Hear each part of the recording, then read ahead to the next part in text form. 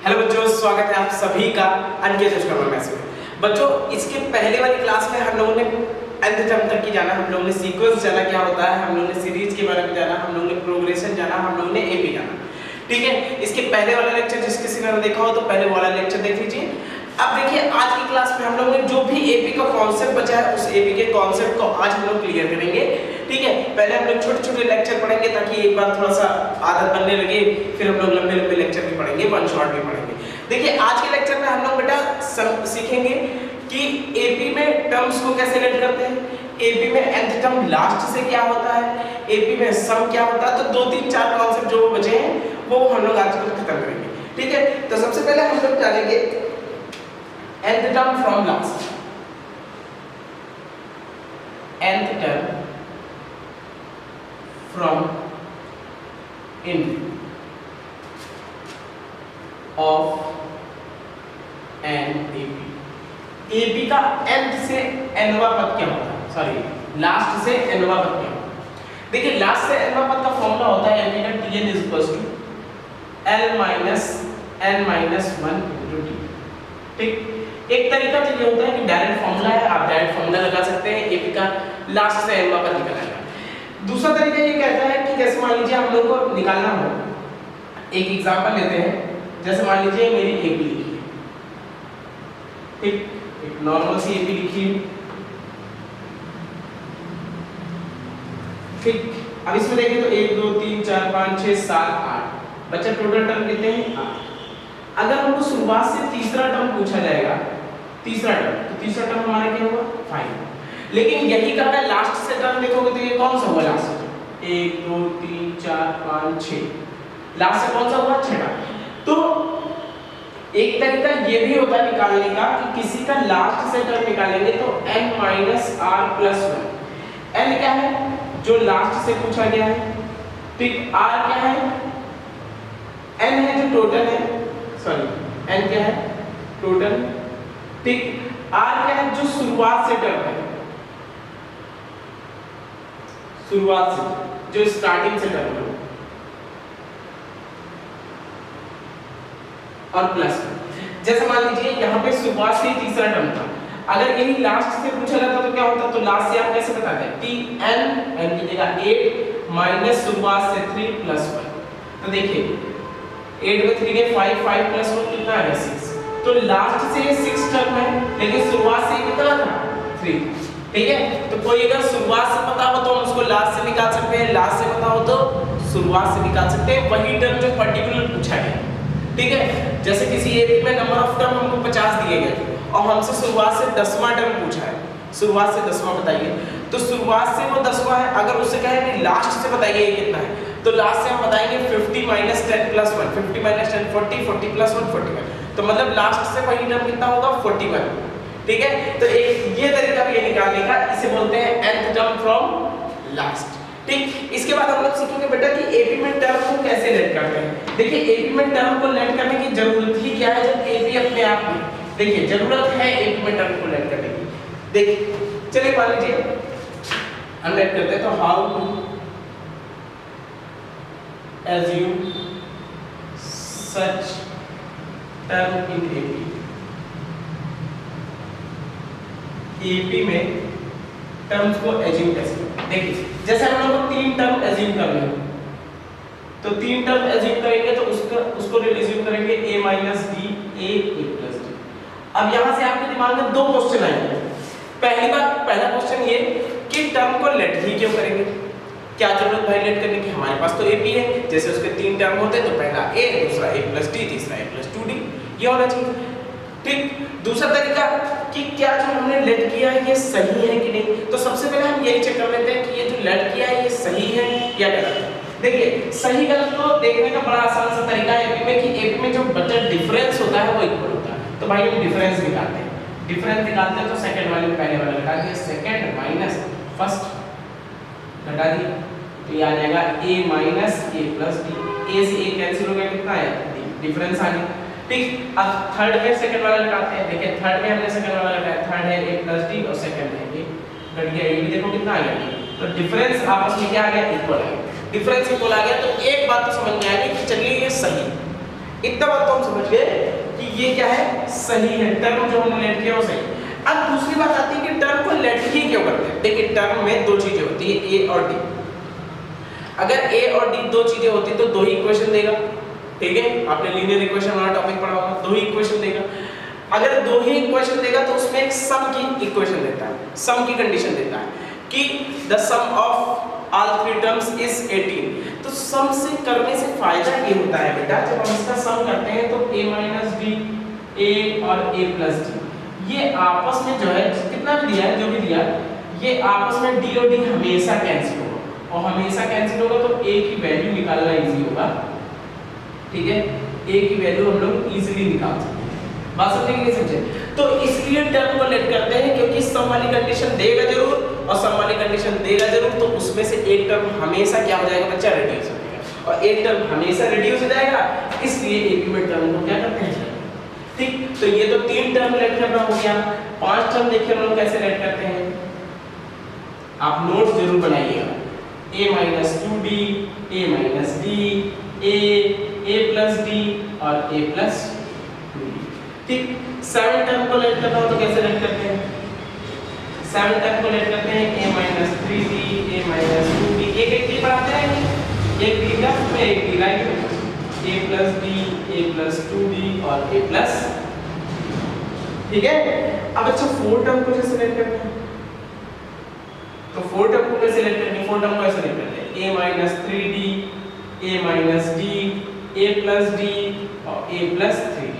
4 term में क्योंकि middle नहीं होता है 4 में, इसलिए जब मिडिल नहीं होता है इसलिए हम क्या करते हैं, ऐसे लिखते हैं ऑड नंबर पे, a minus 3d, a minus d, देखिए सब में 2d 2d 2d का अंतर है, इन दोनों का टाइम तब भी 2d का अंतर आएगा, इन दोनों का टाइम तब भी 2d का अंतर आएगा, इन दोनों का टाइम तब भी 2d, कुल मिलाकर डिफरेंस इक्वल होना चाहिए, यही एपिक है, ठीक।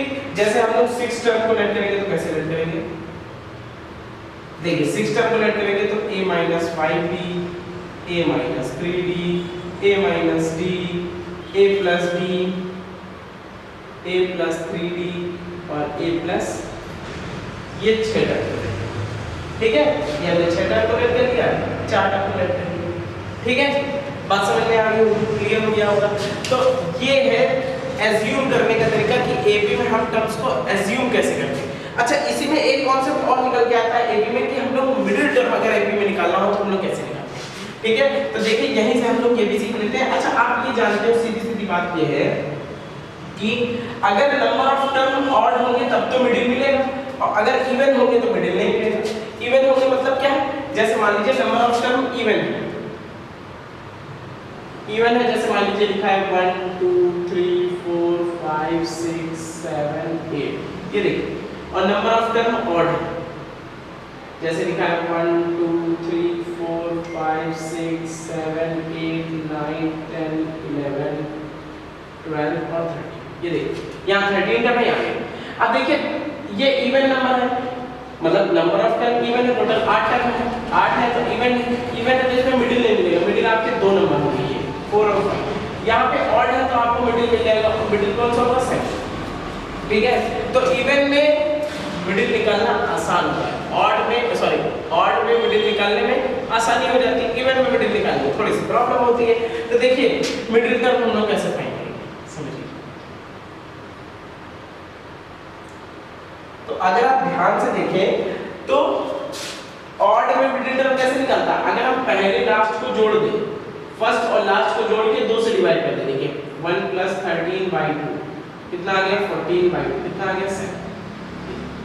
तो अगर ऑड है, if number of term is odd, number of term odd है तो मिडिल टर्म निकालने का जो तरीका होता है वो होता है n+1 सेकेंड टर्म, ठीक। और if number of term is even, number of term अगर इवन तो मिडिल टर्म निकालने का तरीका होता है बेटा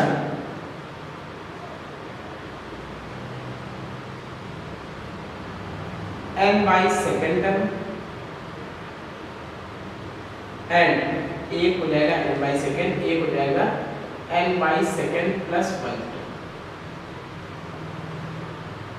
ठीक, जैसे मान लीजिए यहाँ देखिए, यहाँ n कितने हैं, 8 है, एक 8/2 मतलब 4 आ जाएगा, और एक आ जाएगा 8/2 प्लस 1, ये आ जाएगा 4 प्लस 1, कितना आ गया देखिए, एक 4 था, एक 5 था, यही दोनों मिडिल टर्म के लिए थे। तो मिडिल टर्म निकालने का ये तरीका होता है, एपी में मिडिल टर्म निकालने का ये तरीका होता है। आप किसी भी रेफरेंस बुक में देखोगे तो आपको मिडिल टर्म का क्वेश्चन जरूर मिलेगा, ठीक, इंपॉर्टेंट है। अच्छा, तो हम लोगों ने मिडिल टर्म सीखा, हम लोगों ने nth टर्म फ्रॉम लास्ट सीखा, हम लोगों ने सीखा कि एपी में टर्म्स को कैसे एज्यूम करते हैं। अब हम लोग लास्ट में सीखेंगे कि एपी में सम कैसे निकालते हैं, और उसका पूरा प्रूफ समझेंगे, sum of n term of n AP, ठीक है, कैसे निकालते हैं। देखिए, अगर हम लोग एपी की बात करें तो एपी हमारे पास होती है, हम लोग के पास ये बहुत बढ़िया चीज है कि बोर्ड बहुत बड़ा है। देखिए, एपी का पहला टर्म होता है a, फिर अगला होता है a प्लस d, अगला होता है a प्लस 2d, अगला होता है a प्लस 3d, ठीक, ऐसे ही चलती है हमारी एपी, चलती है। और लास्ट में क्या होता है, a प्लस n माइनस 1, यही होता है। अच्छा, इसके पहले क्या होगा, इसके पहले होगा a plus n minus 2 into d, इसके पहले क्या होगा, इसके पहले होगा a plus n minus 3 into d, इसके पहले क्या होगा, इसके पहले होगा a plus n minus 4 into d, क्योंकि एक एक बढ़ता चला जाता है तो एक एक इंक्रीज होता है, ठीक। अच्छा, सम का मतलब क्या होता है, सम का मतलब होता है सबको जोड़ देना। मैं जोड़ दिया, बताइए, जोड़ दिया, प्लस, सब में प्लस लगा दिया, ये जोड़ दिया हमने।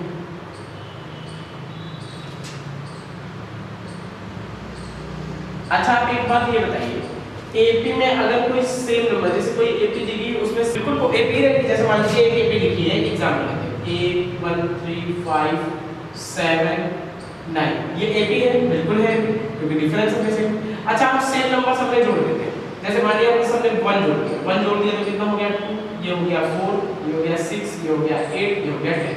अब बताइए, ये एपी नहीं है क्या, अभी एपी, ठीक। तो एपी में अगर सेम नंबर जोड़े या घटाए तो क्या एपी बदल जाएगी, नहीं, एपी तो वैसी ही रहेगी, एपी वैसी ही रहेगी। तो इसका मतलब क्या है, अब एक काम करें, आप उसको पलट के लाइए, इधर जोड़ दीजिए, दोबारा उल्टा करके जोड़ दीजिए, उल्टा करके जोड़ेंगे तो लास्ट टर्म हमारा क्या है, लास्ट टर्म हमारा है a plus n minus 1 into d, फिर सेकंड लास्ट क्या है a plus n minus 2 into d, third last क्या है a plus n minus 3 into d, और फोर्थ क्या है a plus n minus 4 into d है, और इसमें है a प्लस 3d, फिर a प्लस 2d, फिर a प्लस d, फिर a, ठीक। अब अगर हम सबको जोड़ेंगे, दोनों इक्वेशन को ऐड कर देंगे तो SN मिलके कितना हो गया 2SN, ठीक। अब अच्छी इसको ध्यान देना, जब ये दोनों बेटा ऐड होंगे तो a कितना हो जाएगा 2a प्लस n माइनस 1, बोलिए हो जाएगा कि नहीं हो जाएगा, ठीक। अच्छा, इन दोनों को भी ऐड करेंगे तब ये होगा a 2a हो जाएगा, ठीक। और d यहाँ 1 है, यहाँ n माइनस 2 है, तो एक ऐड हो जाएगा तो n माइनस 1 ही तो बचेगा, तो ये फिर n माइनस 1 इंटू d बचेगा। यहाँ भी ऐसे ये बात a 2a प्लस, यहाँ देखो 2d है, यहाँ 3d है, तो एक 2 चले जाएंगे तो कितना बचेगा n माइनस 1, फिर वही बचेगा, सब में बेटा वही बचेगा, सब में आप लास्ट में भी जोड़ेंगे तब भी वही बचेगा। देखो a 2a plus n minus 1, ठीक। अब देखिए सेम है, सबके सब सेम है, और अगर सेम होते जैसे दो को, एक एग्जांपल लेते हैं, 2 है, 2 को 5 टाइम जोड़ो तो कितना आता है 10 आता है, 2 into 5 है ना, 2 को 10 टाइम्स जोड़ो तो कितना आएगा 2 into 10 20 आ जाएगा, 2 को 20 टाइम जोड़ो तो 2 into 20 40 आएगा कि नहीं आएगा। इसको कितनी बार जोड़ा गया, n टाइम जोड़ा गया, n टाइम जोड़ा गया तो ये into n, जैसे 2 को n टाइम जोड़ेंगे तो क्या हो जाएगा 2 into n, वैसे इसको n टाइम जोड़ा गया तो कितना हो जाएगा, ये जितना लिखा है into n, तो into n कर दिया। अब Sn की वैल्यू निकालोगे तो Sn इज इक्वल टू क्या आ जाएगा n/2 2a plus n minus 1, और यही होता है sum of n term of n AP, ठीक, यही फॉर्मूला होता है। इसको हम लोग और अच्छे से दूसरा तरीका हम बना सकते हैं n/2।